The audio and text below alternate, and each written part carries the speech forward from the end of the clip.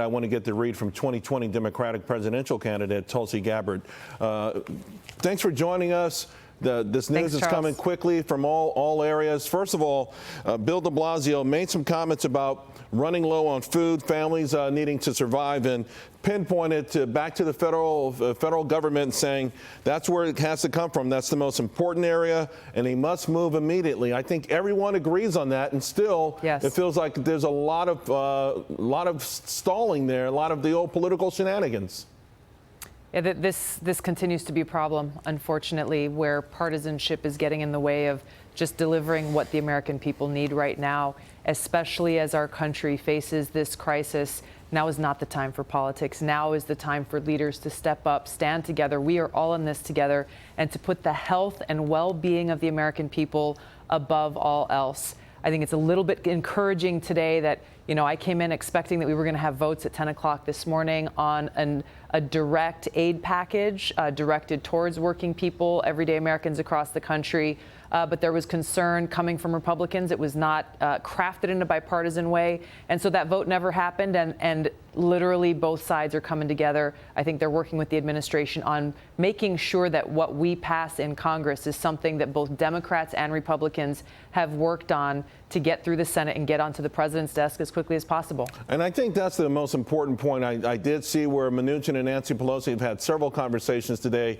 The idea of the same usual a big wish list from one side and a big wish list from the other and all this wrangling. There's no time for that. The window is closing. And there seems to be a low-hanging fruit in who we want to help. I think everyone would agree. Paid sick leave, folks out there in the gig economy, people without health insurance. I mean, it's some pretty simple stuff. But what about something bolder and bigger that President Trump is talking about? The payroll tax cut. This was something Democrats really seemed to embrace when President Obama was in office. It's something that helps small business employers and employees. And it's huge. It's big. It would be impactful.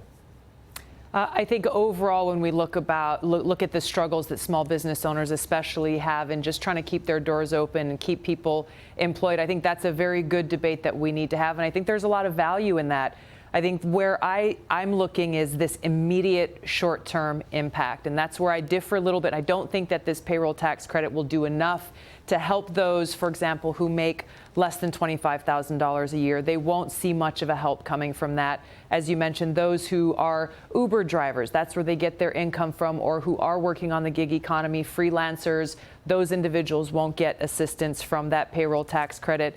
What I'm proposing is an immediate emergency temporary universal basic payment that goes directly to every adult American in this country to help them in this dire situation where most Americans in this country, they're working paycheck to paycheck, struggling just to get by and don't even have a buffer to think about how do you buy 2 weeks of food supplies for your family and the other considerations that people are concerned with. We've got less than 30 seconds because of all the breaking news, and I appreciate you staying. So how much would it be? And when you say all Americans, it's not means tested.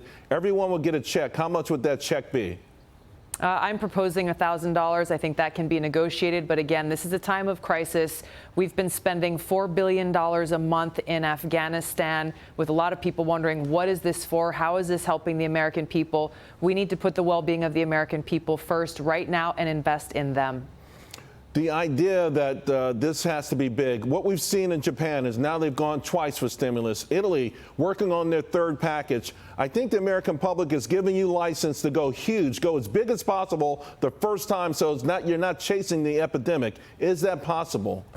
It is possible. We have to make it happen. I want to make one note. The thing that has not yet been done that we've seen successful in countries like South Korea is mass testing, free testing, not hoops, Gabbard, red tape to go through. We've got to get people tested. We got you down for $1,000 for every American.